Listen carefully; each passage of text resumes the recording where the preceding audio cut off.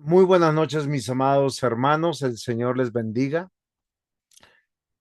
Nuevamente nos encontramos a través de estas hermosas clases que el seminario MINS nos permite dar de una introducción al Nuevo Testamento.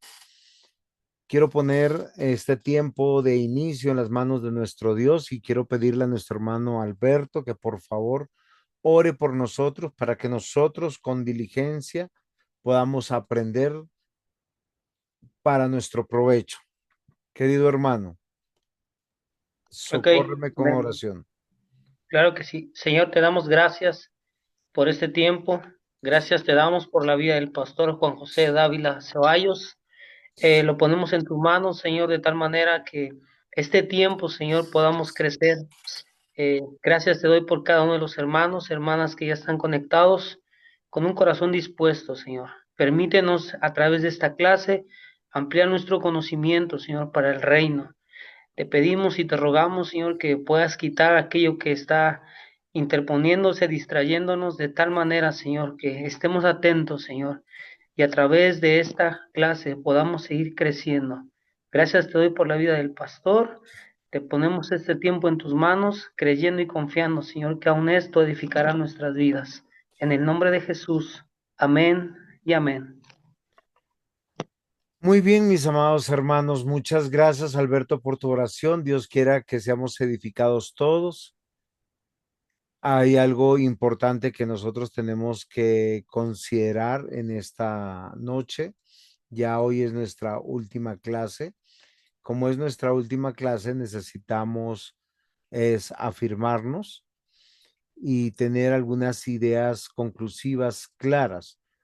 Algo que yo quiero considerar con ustedes, así como les enseñé la introducción al Antiguo Testamento y ahora la introducción al Nuevo Testamento, es preciso comprender y entender que el mensaje de ambos libros pertenece a un solo mensaje, que la Biblia, que sería un curso como para dar de manera conclusiva de canon, o el canon es un solo mensaje y es el pacto eterno de redención. O sea, Dios hizo un pacto consigo mismo de darse a conocer y lo hizo a través de su palabra. Por eso el Antiguo Testamento es muy importante porque nos muestra parte de ese plan. Es el anuncio del Mesías, o sea, hay un plan de salvación y nosotros lo podemos ver de tres perspectivas. Una perspectiva decretiva, una perspectiva pactual y una perspectiva, la siguiente perspectiva, ¿cuál sería? Redentiva. Y yo quiero que la noten. ¿Por qué razón? Porque los tres tiempos en que se divide la Biblia es la promesa de Cristo, la venida de Cristo. ¿Y cuál sería la última? ¿Quién se acuerda? Yo ya les he enseñado esta última parte.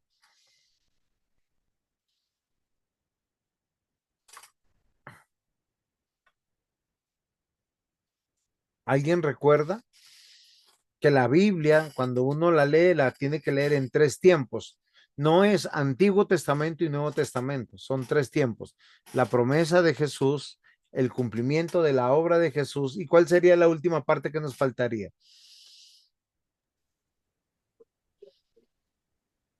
¿Sería promesa, cumplimiento y venida? Estás muy, muy cerca, pero eso te equipara, Brenda, algo muy importante. Es la consumación de todas las cosas. O sea, es la venida del Señor Jesús. Realmente lo que los hermanos del Antiguo Testamento estaban esperando era la venida final, la venida de la consumación de todas las cosas. Por eso Hebreos, de una manera extraordinaria, nos comunica algo que a veces nosotros pasamos por alto. Yo se los he querido enseñar a ustedes porque los del Antiguo Testamento, todos murieron sin recibir lo prometido. Pero ¿qué dice el autor de Hebreos? que nosotros, o sea, dice los que están pensando en este momento histórico, que son algunos años después de la muerte de Jesús, dice, también nosotros no podemos recibir esa promesa sin los del Antiguo Testamento. Hebreos 11, versículo 39 y 40 dice, y todos estos, aunque alcanzaron buen testimonio mediante la fe, no recibieron lo prometido. Versículo 40, proveyendo Dios alguna cosa mejor para nosotros, para que no fuesen ellos perfeccionados aparte de nosotros. Por eso hay un solo mensaje. El mensaje es Jesucristo. La promesa, el cumplimiento de su encarnación y la consumación o la venida, como nos dijo nuestra hermana Brenda. Y es algo que tenemos que grabar en nuestro corazón. ¿Por qué razón, mis amados hermanos? Porque la importancia del Nuevo Testamento es la conclusión natural que le da al Antiguo Testamento. Todo el Nuevo Testamento no hay una enseñanza que no se desprenda del Antiguo Testamento. O sea, yo no puedo entender las enseñanzas del Nuevo Testamento desprendido del Antiguo Testamento. Y eso debe ser muy importante para nosotros. Por eso en la primera clase yo les hablé de la continuidad del Antiguo Testamento, para que posteriormente hablemos de su autenticidad, porque el Nuevo Testamento también es palabra de Dios. Y la clase pasada que nosotros vimos que los mismos textos a sí mismos se llaman palabra de Dios.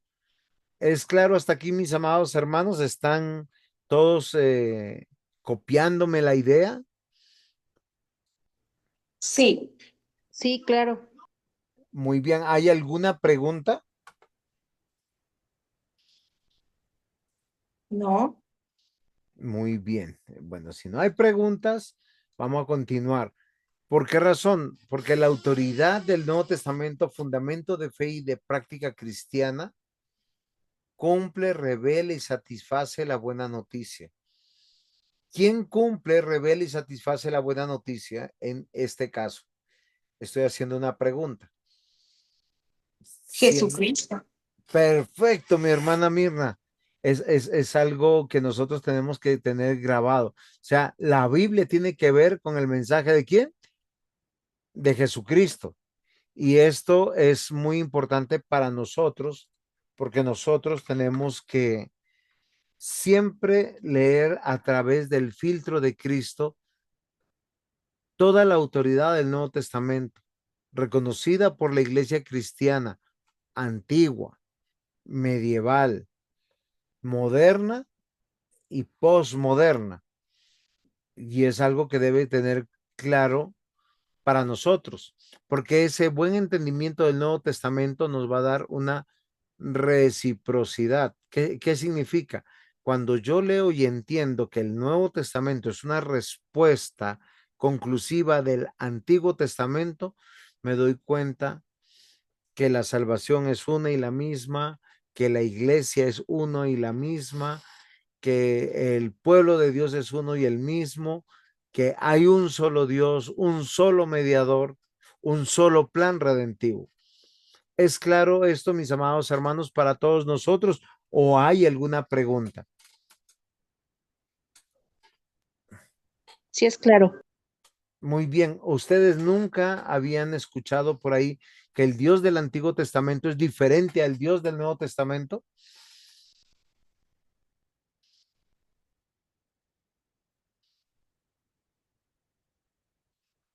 ¿No?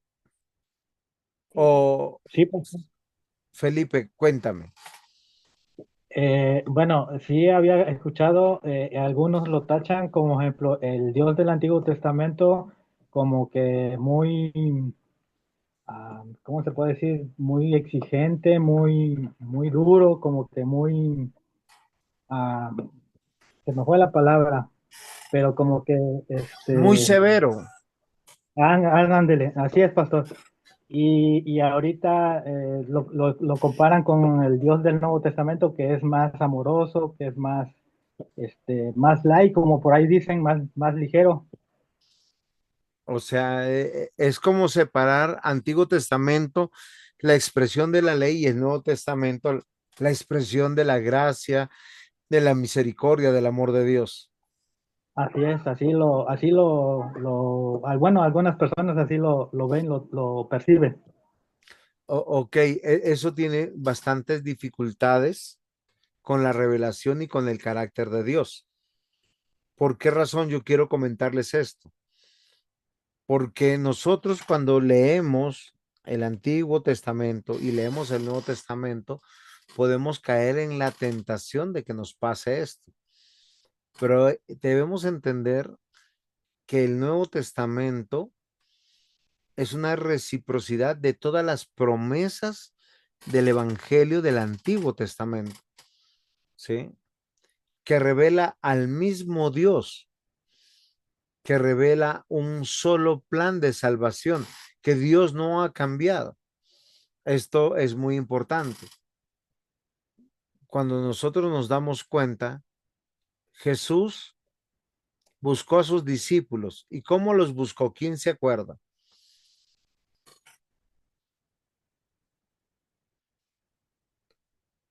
No, no, no, ninguno ha leído esa parte.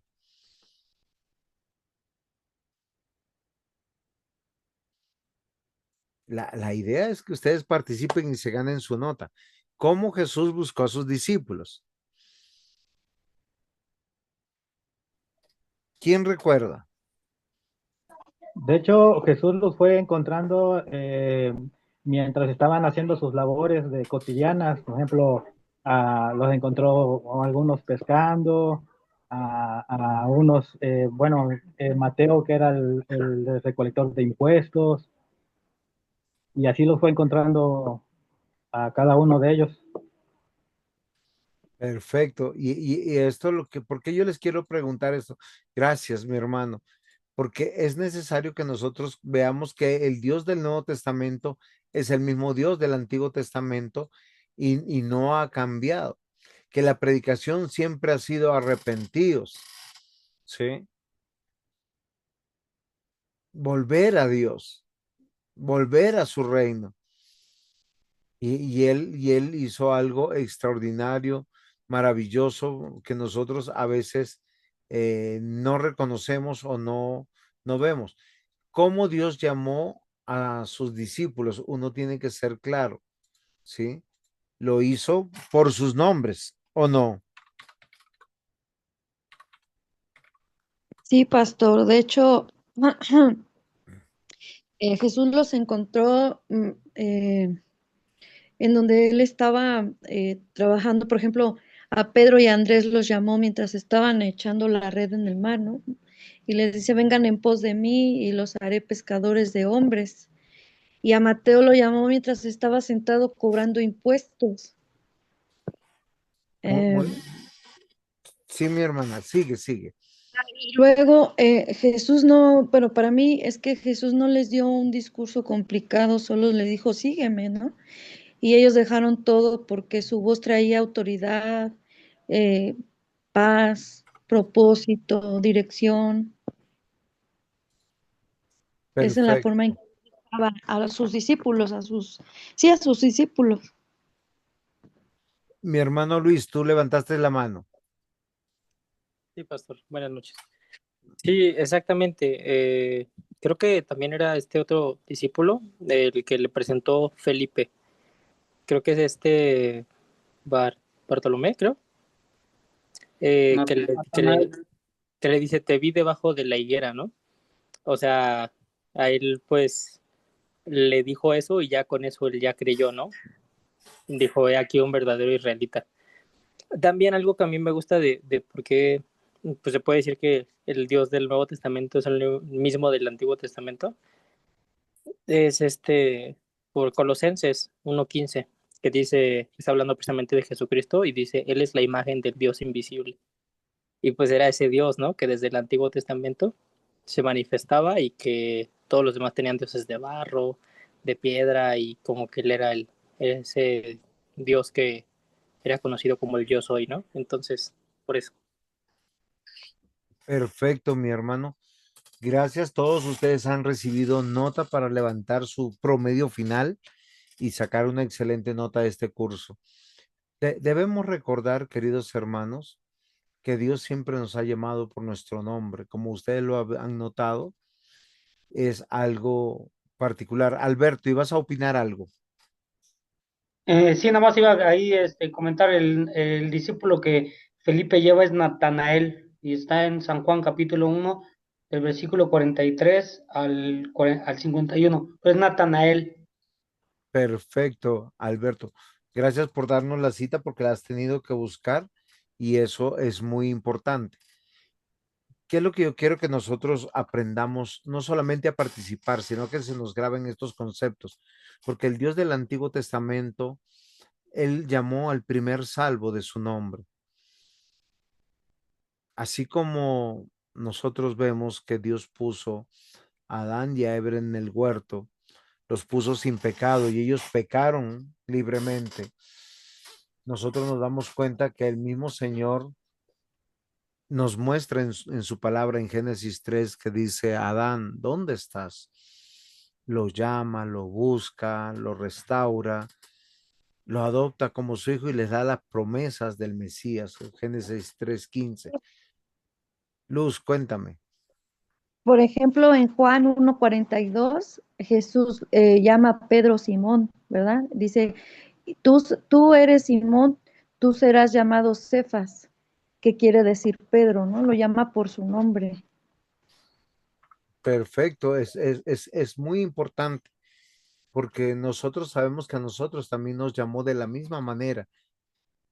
Pero lo que yo quiero que recuerden que el Dios del Nuevo Testamento es el mismo Dios del Antiguo Testamento, porque Jesús es Emanuel, Dios con nosotros. Él se encarnó para estar en medio de nosotros. A Zaqueo le dijo, Zaqueo, es necesario que yo baje y pose en tu casa. Y es el Dios de pacto, porque Él está buscando. Él dijo, yo he venido a buscar y a salvar lo que se había perdido, porque Dios tiene un pacto con su pueblo. Por eso Él escribió su testamento. Deuteronomio 29:29 dice, las cosas secretas son de Dios, mas las reveladas son para nosotros y para nuestros hijos. Nosotros tenemos que considerar, queridos hermanos, estas palabras que están por decir en pantalla, pacto, diateque, pueblo, contenido, testamento. ¿Por qué razón? Porque es la razón de la Biblia. Dios no ha cambiado. En el Nuevo Testamento, ¿por qué salva a algunos por gracia? ¿Por qué salvó a Adán en el Antiguo Testamento por gracia? ¿Se dan cuenta que es el mismo Dios? ¿Por qué salva personas Dios? Porque Dios tiene un plan de buscar a todos los que están inscritos en el libro de la vida, según lo que dice Efesios. Efesios dice que Dios está añadiendo a la iglesia a los que van a ser salvos. Y eso es maravilloso porque hay un pueblo. Y es importante que nosotros consideremos que el pueblo del Nuevo Testamento y del Antiguo Testamento, todos están esperando la consumación de todos los tiempos, cielos nuevos, tierra nueva, lo que llamaron en el Antiguo Testamento la patria celestial. Entonces es algo que nosotros tenemos que meditar y es algo que no sé si a ustedes les ha llamado la, la atención y han podido meditar de esa manera, porque no ha cambiado. ¿Qué cambian las épocas, las circunstancias, la manera de vestir, la manera de hablar? En el Antiguo Testamento tenemos hebreo, arameo. En el Nuevo Testamento tenemos el griego koiné, pero hoy no estamos hablando griego, estamos hablando español, porque entonces el Nuevo Testamento es cumplimiento de la promesa pactual y a su vez la venida de nuestro Señor Jesucristo. Y va a venir como nunca ha estado, de acuerdo a Hechos, dice, vendrá en caballo blanco, vendrá con sus ángeles y vendrá a hacer juicio, a separar el trigo de la cizaña, a las ovejas de las cabras, a los salvos de los no salvos. Y ese es nuestro Dios y ese será algo que tendremos que experimentar todos nosotros. Algo que es importante cuando hablamos de Nuevo Testamento, lamentablemente lo hacemos porque tenemos una tradición en latín. Recuerden que en un momento, desde el siglo cuarto como hasta el siglo XVI, era oficial solo leer la Biblia en latín. Y era Novum Testamentum. ¿Traducido de dónde? Del griego Yekaine Diatheke, o Nuevo Pacto o Nuevo Testamento. Solo que en la traducción nosotros nos quedamos con el latinismo y no posiblemente con la verdadera traducción. Cuando usted ve una Biblia, puede decir, este es el pacto de Dios, la revelación del pacto, antiguo pacto, nuevo pacto, tal como nos lo puso también el libro de Hebreos. La palabra diateque, que traduce pacto, pudiéramos entenderla como la última voluntad expresada por escrito. El pacto de Dios, una promesa en la que se interpone juramento. ¿Quién juró? Yo seré vuestro Dios y vosotros seréis mi pueblo. Y yo quiero que esto se les quede grabado. Este es el plan que se reduce en la interpretación de la palabra pacto. Queridos hermanos, aunque hay una canción por ahí que uno canta, Dios de pactos, la Biblia nunca habla del Dios de pactos en plural, habla en singular. ¿Cómo sería en singular el Dios de pactos? El Dios de pacto, del O, pacto. o sí, de pacto o del pacto. ¿Y cuál es ese pacto? Yo seré vuestro Dios y vosotros seréis mi pueblo. Por eso el Nuevo Testamento no hace nada particular o diferente. Queridos hermanos, los primeros 2000 años no hubo un pueblo físico elegido. Hubo personas que manifestaron la fe en pequeños hogares o clanes que nosotros los conocemos como la época de los patriarcas. Por 2000 años. Posteriormente ya entra, después de los 2000 y pico, ¿quién entra? Entra la figura de Abraham. Y Abraham no era judío, no era israelita. ¿Ustedes saben dónde nació Abraham?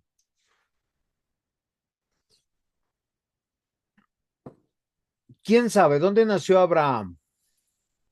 En Ur de los Caldeos. Muy bien, Alberto. Y eso era la tierra prometida. No, Muy bien, Mirna. No, no lo era. Era un lugar, para que tengan una idea, como Río de Janeiro en febrero. Río de Janeiro es una de las ciudades más importantes de Brasil por sus festividades de carnavales, ¿sí? De carne para Baal, de todas las fiestas más inmorales, desordenadas que puedan haber. Allá vale todo, comamos y bebamos que mañana moriremos. Ahí nació. Sus hijos, Isaac y posteriormente Esaú y Jacob,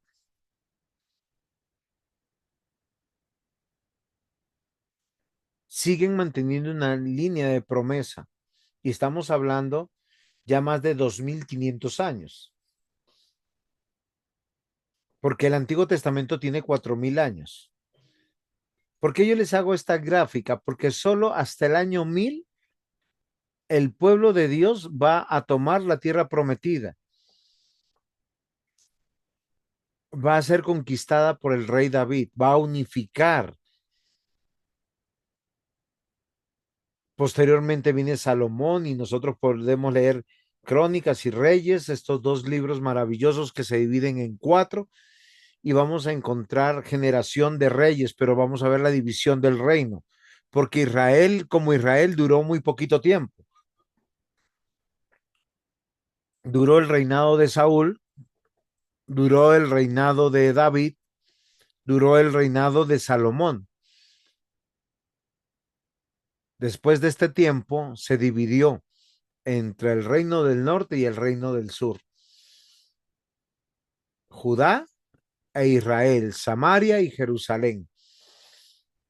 Luego dura muy poquito tiempo porque ya en el 580, después de haber sido conquistado Israel por Siria, Judá es conquistada por Babilonia y el rey Nabucodonosor.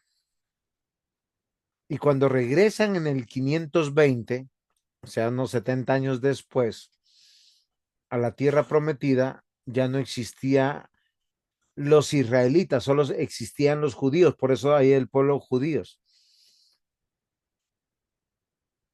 Después de unos pocos años, del 520 al 480 aproximadamente, luego comienza el silencio de Dios y por 400 años Dios no envía profeta, Dios no habla a su pueblo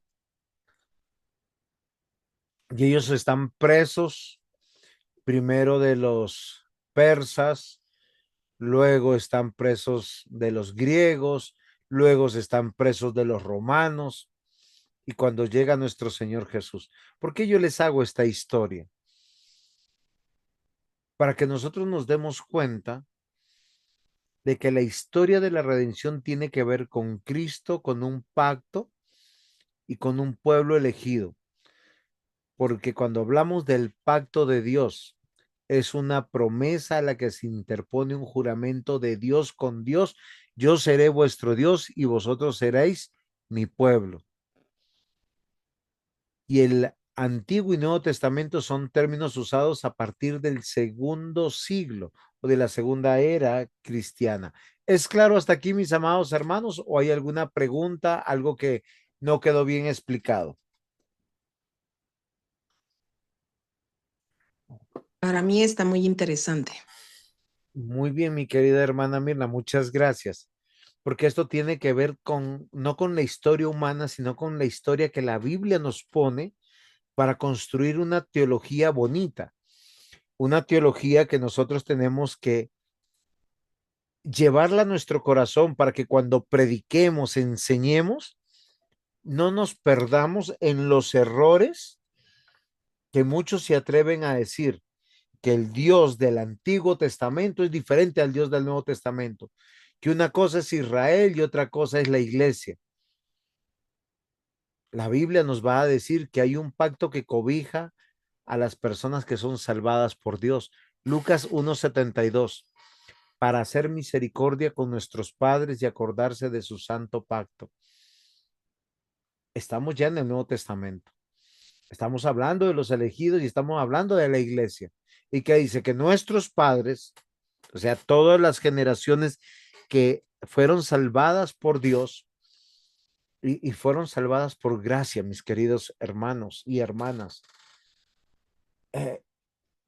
Desde que Dios estableció su pueblo reunido en el desierto, ¿qué fue lo primero que se ordenó construir? ¿Quién me ayuda?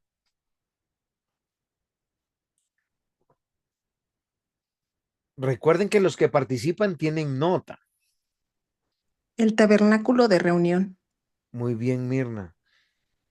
Y ese tabernáculo tenía el lugar santo, el lugar santísimo, y en el lugar santísimo había un lugar donde estaba el arca de la alianza cubierta por una tapa con bronce, con dos querubines, con las alas descubiertas, donde el sumo sacerdote derramaba la sangre y decía que para que nosotros podamos sobrevivir como pueblo de Dios. Sí, pero yo no. Gabriel, ¿cómo estás? Eso. Estábamos escuchando las conversaciones de Gabriel, ya lo silencié, no se preocupen.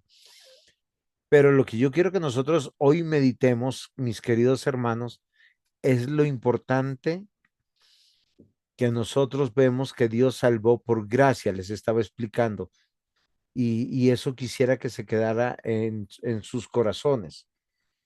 ¿Por qué, mis queridos hermanos? Porque el Antiguo Testamento, desde que Dios reunió a su pueblo, asamblea, congregación, son los términos que usa el Antiguo Testamento.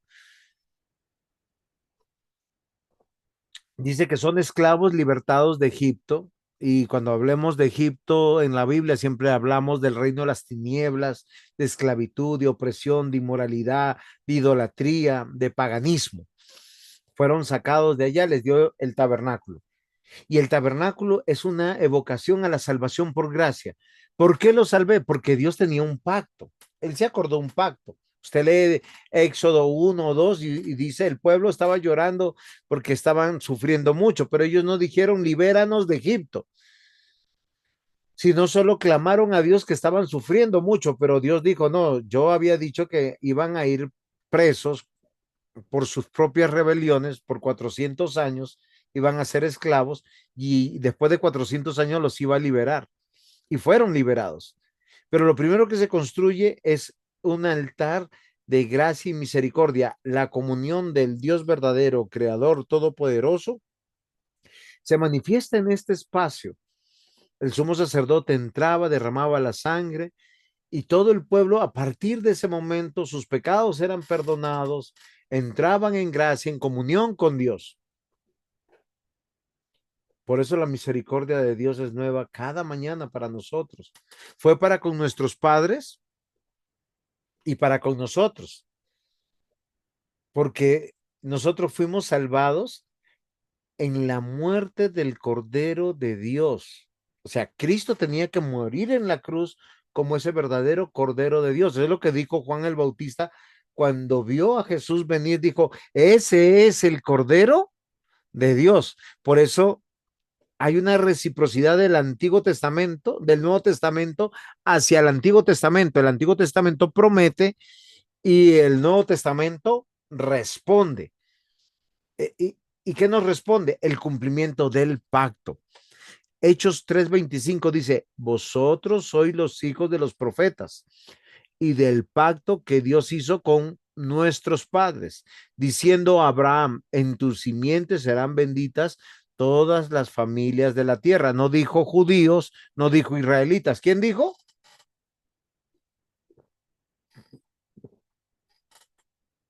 Todas las naciones de la tierra. Muy bien, Mirna, todos. Colombianos, peruanos, mexicanos, bolivianos, sí, de los 5 continentes. Y quiero comprobarles que esta respuesta que hace el Nuevo Testamento es de nuestro Dios. Hebreos 9, 15, 16. Así que por eso es mediador de un nuevo pacto para que, interviniendo muerte para la remisión de la transgresión que había bajo el primer pacto, los llamados reciban la promesa de la herencia eterna, porque donde hay testamento es necesario que intervenga muerte del testador. Ahora, quiero aclarar algo, porque las personas se confunden cuando en Hebreos se encuentran nuevo pacto, nuevo pacto, nuevo pacto, y luego también encuentran viejo pacto, viejo pacto, viejo pacto. ¿A qué se está refiriendo el libro de Hebreos? No está diciendo, primero, que la ley haya sido abrogada del Antiguo Testamento. No está diciendo que el pacto anterior fracasó y ahora se hizo otro diferente. No está diciendo que el Dios del Antiguo Testamento es diferente al Dios del Nuevo Testamento. Ahora, tenemos que hacer una pregunta. Entonces, ¿a qué se refiere? Si leemos Hebreos capítulo 1 a Hebreos capítulo 12, ¿qué vamos a encontrar? Que la figura del sacrificio de los corderos del Antiguo Testamento apuntaban al Cordero de Dios, que es Cristo. Que la figura del sacerdote, del sumo sacerdote del Antiguo Testamento, en el Nuevo Testamento, es Cristo.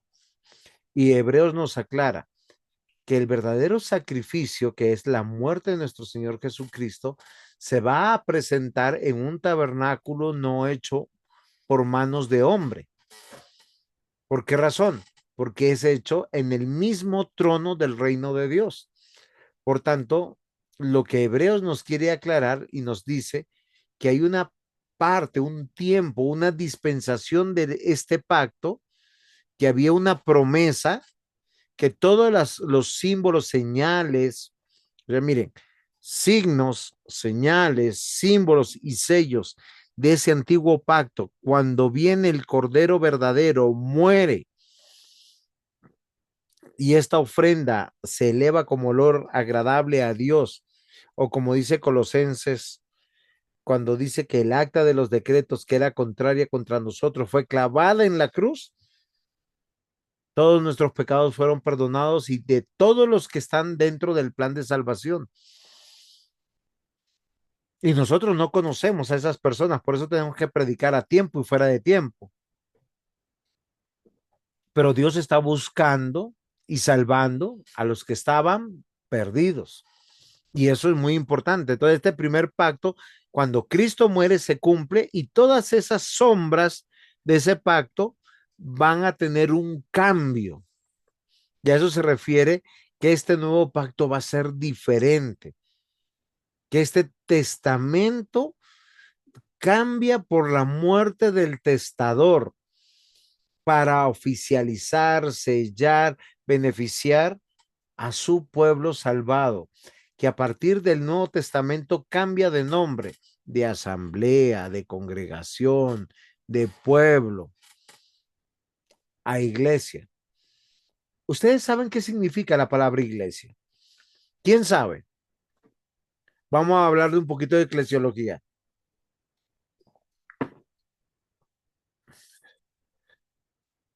¿Quién sabe qué significa la palabra iglesia? Marcela, usted que no tiene nota, o Miriam Villegas, que no tiene nota de participación en esta clase, ¿saben qué significa iglesia?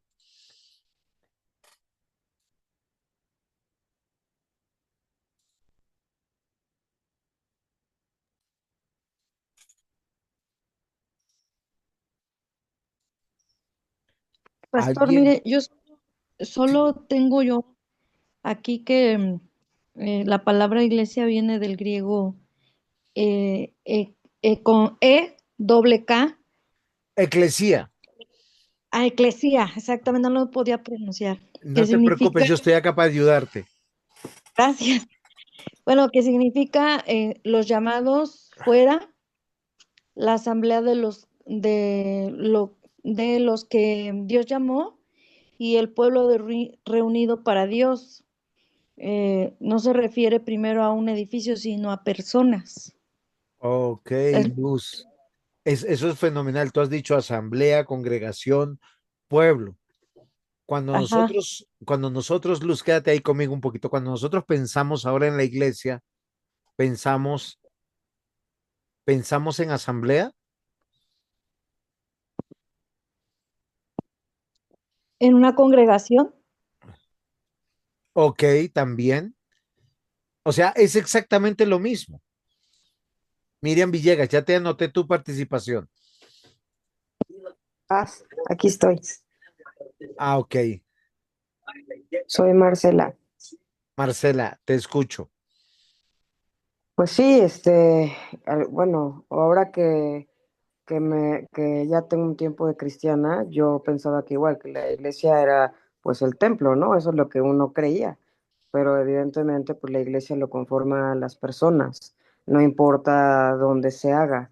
Puede ser en una bodega, puede ser en donde sea, realmente la iglesia la conforma el cuerpo de Cristo, que es todos los participantes y los servidores que hacen el cuerpo. Perfecto, mi hermana. Y la Eh, cabeza es Dios, bueno, sí. Jesús. Ajá. O sea, quiero que se les quede claro algo que es muy importante, que sería de un curso de eclesiología. Pero el Nuevo Testamento llama a la asamblea, a la congregación, al pueblo de Dios, iglesia, porque estamos desde la perspectiva del lenguaje griego. Como el Nuevo Testamento se escribe en griego, lo correcto es llamarle eclesía. aunque en los tiempos de los apóstoles, la palabra eclesía para Jesús y para los apóstoles era de una manera política llamada congregación, asamblea, los sacados afuera, es la traducción más correcta que empalma con toda la promesa del pacto de que Dios está salvando personas, porque la iglesia está conformada por ladrillos vivos, por personas que Dios salva, que se reúnen en un edificio. Si el edificio es bonito, amén. Si tiene una forma de catedral, amén. Si no la tiene, no importa. Los escoceses en el siglo XVI se reunían en cavernas, en cuevas. Algunos de ellos se reunieron en Irlanda y en Inglaterra, en los campos, debajo de sembrados, a leer la Biblia. Y sigue siendo iglesia, muy bien. Entonces, la importancia del Nuevo Testamento tiene que ver porque revela a Cristo como el cumplimiento de las promesas del Antiguo Testamento. ¿Qué significa eso? Que usted no puede tener una interpretación correcta del Nuevo Testamento si está lejos de la interpretación concatenada, o sea, unida, entrelazada del Antiguo Testamento. Porque el Cristo prometido del Antiguo Testamento es el Cristo cumplido en el Nuevo Testamento, el Cristo que ascendió a los cielos y que va a volver para hacer juicio de vivos y de muertos, y va a separar el trigo de la cizaña, las ovejas de las cabras, los píos de los impíos. Por eso que el Nuevo Testamento muestra a Jesús que Él es el Mesías, es el Mesías esperado, el Salvador que trae reconciliación entre Dios y la humanidad de los salvos. Mateo 5:17 dice, no penséis que he venido a abrogar la ley o los profetas. No he venido para abrogar, sino para cumplir. Cumplir la ley del Antiguo Testamento. Por eso no está en desuso. La palabra abrogar significa que ya no sirve o en desuso. Por eso nosotros vemos que el Nuevo Testamento proclama de manera absoluta la salvación por gracia mediante la fe. Efesios 2:8 dice, porque por gracia sois salvos por medio de la fe, y esta fe no es de vosotros, pues es un don de Dios para que nadie se gloríe. ¿Cómo se llamó al pueblo del Antiguo Testamento? Hijos de Abraham. ¿Y quién era Abraham? El padre de la fe. La enseñanza central es que la salvación no depende de obras humanas, sino del sacrificio de Cristo. Y esto es muy importante que se grabe en nuestras mentes, porque el Nuevo Testamento establece la vida y misión de la iglesia bajo el cumplimiento de la obra de Cristo Jesús. Por eso ya no necesitamos un templo como del Antiguo Testamento. Por eso ya no necesitamos de las fiestas, rituales del Antiguo Testamento.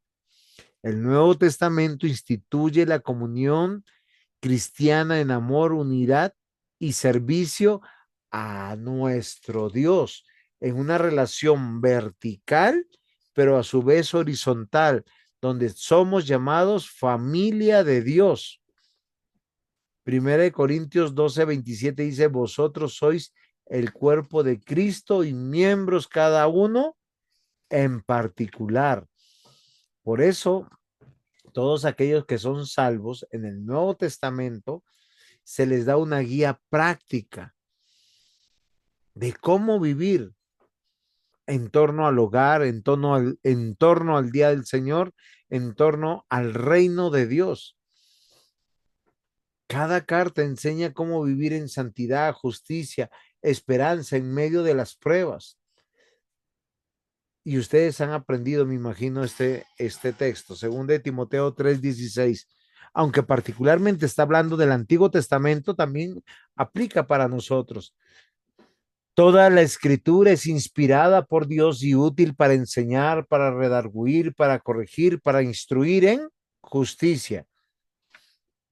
Queridos hermanos, finalmente la importancia del Nuevo Testamento es porque anuncia la esperanza futura de los cielos y la tierra nueva en la presencia de Jesucristo. No hay ningún texto del Nuevo Testamento que enseñe que tenemos que sobrevivir a la mortalidad. Me quiero explicar. A veces nosotros pensamos que por ser cristianos no vamos a enfermar, que por ser cristianos no vamos a morir. La fe cristiana nos dice que esta vida mortal no tiene la trascendencia ni la importancia de la vida que nos espera después de la resurrección. El Apocalipsis y otros textos nos recuerdan que la historia culmina con la victoria de Cristo y la restauración final. Cielos nuevos, tierra nueva, un pueblo viviendo en la presencia de Cristo por los siglos de los siglos, de los siglos, de los siglos. No, no me rayé. Es para comprender o más o menos medio entender la eternidad. Apocalipsis 22:12 dice, aquí yo vengo pronto y mi galardón conmigo para recompensar a cada uno según sea su obra. ¿Preguntas, mis hermanos, hasta aquí? ¿Aportes?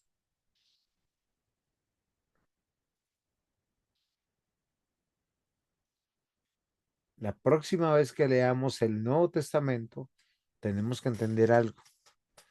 Es esencial porque presenta a Cristo como el centro de nuestra fe. Hay una revelación progresiva de Génesis a Apocalipsis. Cuando la línea histórica, el tiempo cronológico histórico llega a Malaquías, estamos hablando de 4000 años.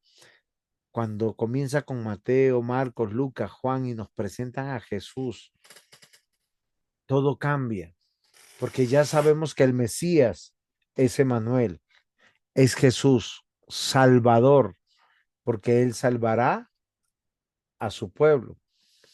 Define la salvación como un regalo divino. No ha cambiado Dios. Alguna vez yo escuché a alguien decir que no creía en la Biblia, ni en el Dios de la Biblia, ni en el pueblo del Dios de la Biblia, porque todo provenía de personas muy malas y engañadoras. Porque en su mente solo quedó la humanidad de Jacob, que engañó a su hermano, engañó a su padre, se confabuló con la mamá para estos engaños, luego engaña a su tío, a Labán, él es engañado por el tío, la esposa Raquel engaña a su padre, se roba a los ídolos, engaña al marido, niega que los había robado. Lea, que es su primera esposa, a través de argucias y engaños, se acuesta con su marido, compra el tiempo con su marido, y los hijos son complicados. Entonces la pregunta, mis queridos hermanos, ¿de una familia de engañadores puede proceder un pueblo santo? La Biblia dice que sí, porque el que restaura, el que limpia, el que santifica es Dios, porque le da una identidad y una misión a estas personas, que es que Dios es un Dios de pacto, orienta la vida diaria del creyente y nos inspira una esperanza en la consumación del reino de Dios. ¿Tienen preguntas hasta aquí? Cuéntenme.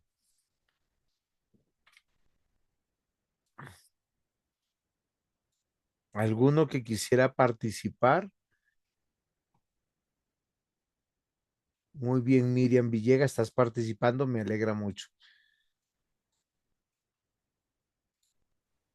Pastor, una pregunta. Denise.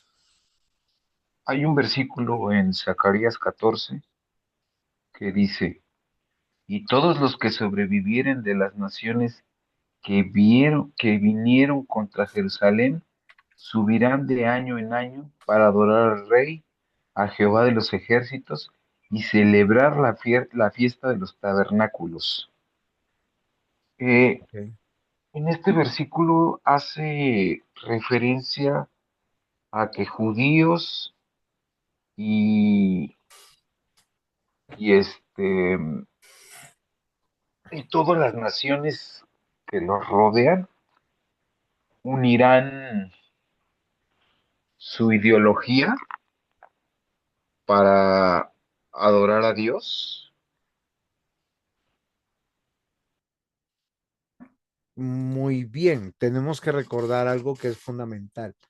Zacarías predicó junto con Ageo y tuvieron un mismo propósito. Si recordamos a Ageo, él llama al pueblo y le dice, ustedes qué hacen viviendo en sus casas lujosas, descansando, trabajando mucho, comiendo mal, durmiendo mal, con pobreza. ¿Se acuerdan? Zacarías está en ese mismo contexto porque Dios a través de Ageo y de Zacarías le pide al pueblo que por 16 años se había olvidado de su Dios, de su templo, que empiecen a vivir para Dios. Miren la paciencia que Dios tiene, ¿no? Es espectacular, misericordiosa, lleno de gracia. Y él dice, hay que reconstruir el templo y nosotros que ese templo se va a llamar el templo de Zorobabel. ¿Cuál es la razón del templo? La razón del templo no es el templo, es Dios. Recuerden que en el templo está la presencia de Dios porque Cristo no había venido.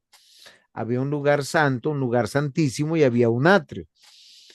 La importancia del templo era la presencia de Dios porque la presencia de Dios estaba reservada para el pueblo cuando ellos tenían que hacer la expiación, presentar por sus pecados y el pueblo podía venir a orar, a dar gracias por la vida, por las primicias de los hijos, de la tierra, del ganado, todo lo que tenía que ver con comunión con Dios, solo se podía hacer a través de sacrificios.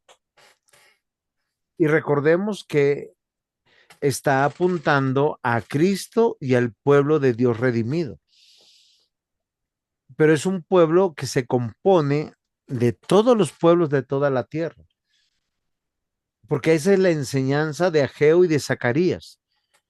Recuerden tenemos que recordar que la existencia del pueblo judío como pueblo es de muy pocos años con relación a la revelación que la Biblia nos da.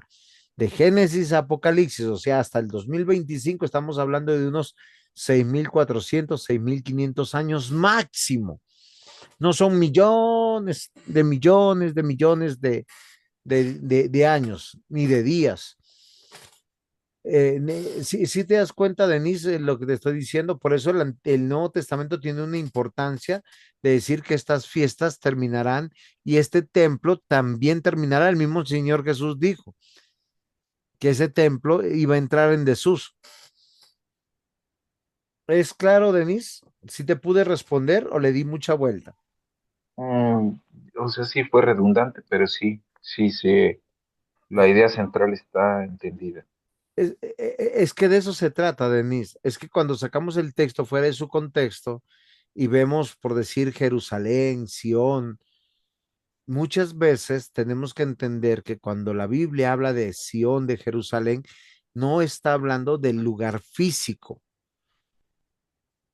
allá en Palestina hoy, ¿sí? Está hablando de la Jerusalén y de la Sión o de la ciudad de Dios conformada por los salvos de todos los tiempos, de todos los años, lo que nosotros hoy llamaríamos la iglesia universal o la iglesia invisible. Entonces, entendiendo ya todo esto, volvemos a nuestra explicación del Nuevo Testamento y lo vamos a ver por libros para poderlo entender. Mateo presenta a Jesús como verdadero rey. El Dios encarnado es el Dios que se sentará en el trono. Y la buena noticia, nos damos cuenta de que Mateo va a hacer un ejercicio extraordinario. Marcos también, Lucas también y Juan también y Hechos también. Y todos presentarán a nuestro Señor Jesús desde una perspectiva clara y a su vez redundante. ¿Por qué? Porque nos van a repetir casi unas mismas historias. Porque el Evangelio principalmente escrito a los primeros creyentes judíos de que Jesús es el verdadero rey. No era el César, no era el faraón, no era ningún tipo de rey. El rey es Cristo Jesús. Y Mateo en todo el Evangelio nos lo muestra. Marcos presenta al verdadero rey que también es un verdadero siervo de Dios, que él vino a servir y no a ser servido, porque la revelación y manifestación simplemente es para la satisfacción de lo que la ley demandaba. ¿Qué demanda la ley para el perdón de los pecados? Que la paga del pecado es muerte.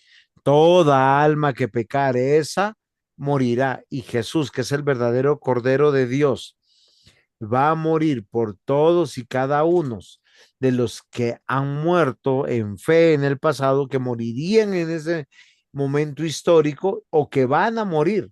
Por eso la salvación es por fe. Entonces tenemos dos perspectivas aquí sinópticas, la de Mateo y la de Marcos, y es algo que nosotros tenemos que considerar. Porque Mateo presenta a Jesús como verdadero rey, Marcos como verdadero siervo y Lucas lo hace como verdadero hombre. Es particular que en el Antiguo Testamento, en el día de la expiación, se traían dos corderos. El sacerdote ponía la mano sobre uno y lo entregaba a Azazel y quedaba libre y el otro moría, porque la figura de la sustitución era correcta. Hay que cumplir la ley de Dios para el perdón de los pecados, porque si no hubiéramos recibido un indulto, pero un indulto no hace justicia, un indulto no resarce la transgresión cometida. El Evangelio del Salvador que ama dejando su trono, haciéndose hombre para entregarse como sustituto. Él se hace como uno de nosotros tomando nuestro lugar. Las consecuencias en la vida que teníamos que recibir nosotros, las recibió él como verdadero hombre. No solamente verdadero rey, verdadero siervo, sino verdadero hombre. Por eso él se cansó, por eso él lloró, por eso él durmió, por eso él nació de un parto vaginal, fue alimentado por su madre María, él aprendió a caminar, aprendió a hablar, aprendió a sujetarse. Cuando leemos en Lucas que él se sujetaba a sus padres, ellos lo buscaban, Jesús, ¿dónde estás? Te has perdido. Ahora, se perdió porque había muchos hijos, ¿no? Tenía por lo menos 4 hermanos, 3 hermanas o 2 hermanas por lo menos, y en esa multitud de hijos, pues él se había perdido. Finalmente Juan lo presenta como él es Dios. Desde el primer versículo hasta el último versículo, el Evangelio de Juan presenta que él es el Hijo de Dios, enfatizando su divinidad. Mateo, Marcos, Lucas, Juan presentan a Jesús de 4 aspectos diferentes, pero que se complementan, porque Él es el centro del Evangelio.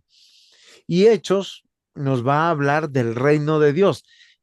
El verdadero rey, siervo, hombre y Dios tiene un reino que se llama congregación, asamblea, pueblo y o iglesia.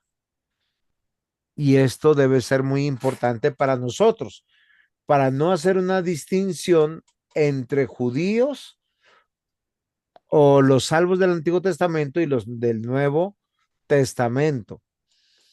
¿Preguntas hasta aquí?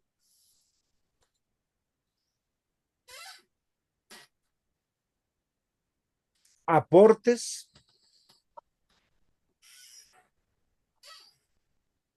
Romanos, Primera de Corintios, Segunda de Corintios, Gálatas, Efesios son conocidas como las epístolas del apóstol Pablo. Si pudiéramos hacer un resumen en una frase, Romanos es el evangelio de la justicia de Dios en Cristo. La Biblia dentro de la Biblia. Es un compendio de teología, el primero en su clase. Primera de Corintios, la respuesta a una iglesia con problemas, llena de desórdenes, de inmoralidad. Habían personas que estaban haciendo o pensaban que hacían lo bueno, pero vivían de manera licenciosa.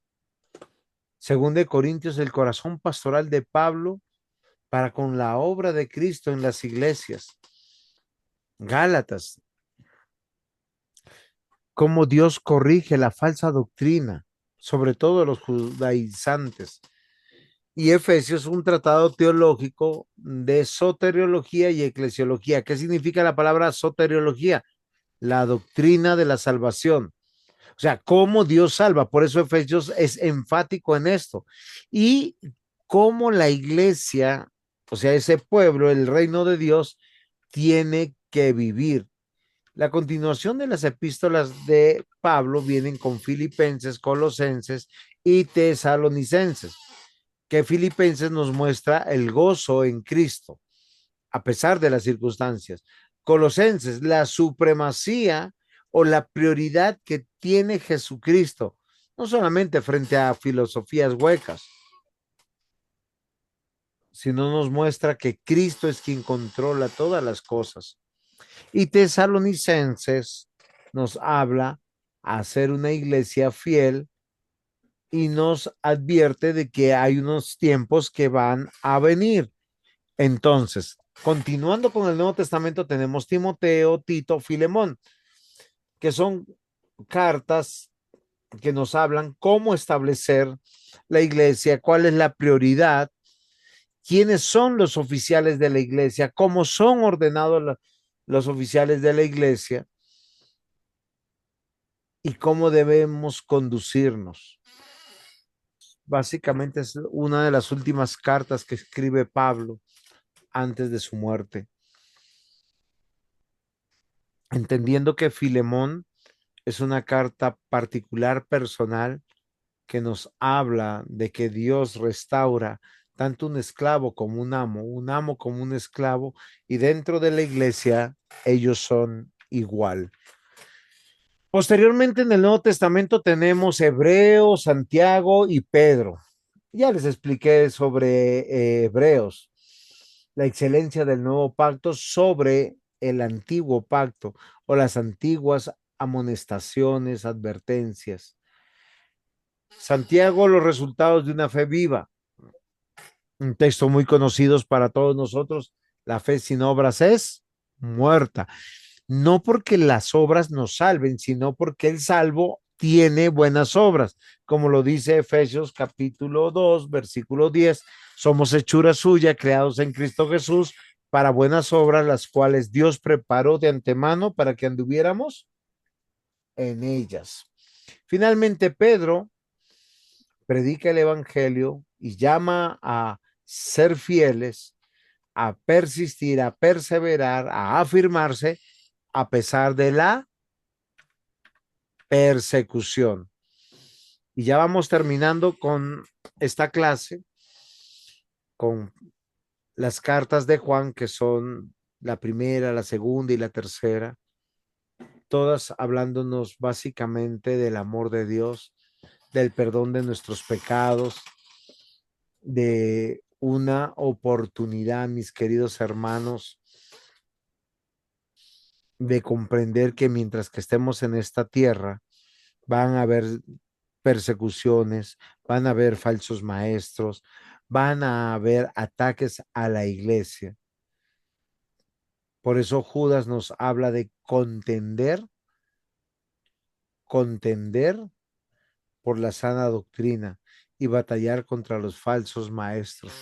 Finalmente, el Nuevo Testamento termina con Apocalipsis, la revelación, que es una carta larga o un libro corto a las iglesias de Asia Menor por el apóstol Juan, que se cree que fue terminada en el año 95 después de Cristo, la que expone la victoria final de Jesucristo, de la iglesia, sobre el diablo y sus ayudantes. Bueno, mis queridos hermanos, ¿preguntas hasta aquí? Porque todos estos libros se resumen en estos 5 grupos.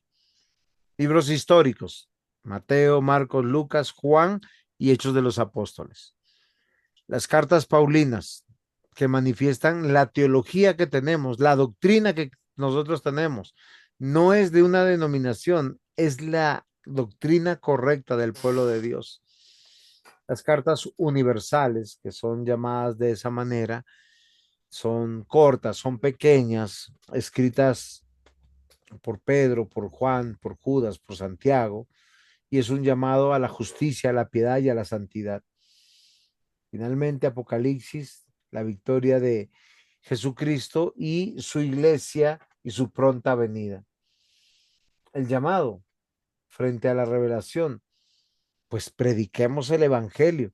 Esta clase nos sirva para poder hacerlo de esta manera. Bueno, mis queridos hermanos, hay cosas que llegan a su fin. Y hoy llegó mi clase a su fin. Ha sido un privilegio poderles enseñar. Espero que se hayan sentido edificados. Cualquier cosa estoy a su servicio y también espero que pues les sirva a todos el poder estar aprendiendo para sus predicaciones, para vivir en su fe. Yo tengo, o siempre más bien, trato de enseñar que la teología tiene que estar aterrizada en nuestras vidas, a lo que yo voy a hacer hoy, a lo que voy a decidir hoy, porque eso hablará de que no solamente estoy conociendo, sino entendiendo, renovando mi mente y teniendo una vida para Cristo. Queridos hermanos, muchas gracias. No sé si hay preguntas, aportes. Hermana Mirna, cuénteme cómo vamos, porque ya terminamos y ya mismo le voy enviando el examen. Perfecto, sí. ¿Alguna pregunta o algún aporte o algo que no haya quedado claro, mi hermana? Bueno, en lo personal, ¿verdad? Yo voy a hablar en lo personal y no sé si los demás estén de acuerdo. Creo que fue, bueno, es que a mí me gusta la historia, entonces yo disfruté muchísimo esta materia porque definitivamente, bueno, aprendí esa palabra concatenado, que precisamente es lo que está haciendo, está uniendo y haciendo de dos testamentos uno solo. Entonces, vemos la gracia y el profundo amor de Dios que fue desde el origen de la creación y que se sigue mostrando hasta el Apocalipsis. Entonces, me súper encantó. Le agradecemos de verdad mucho por compartir sus conocimientos, sobre todo para esta generación que viene atrás de nosotros. No, Entonces, gracias. mi hermana, cuente conmigo. Gracias por sus generosas palabras. Solo soy un siervo dedicado a enseñar.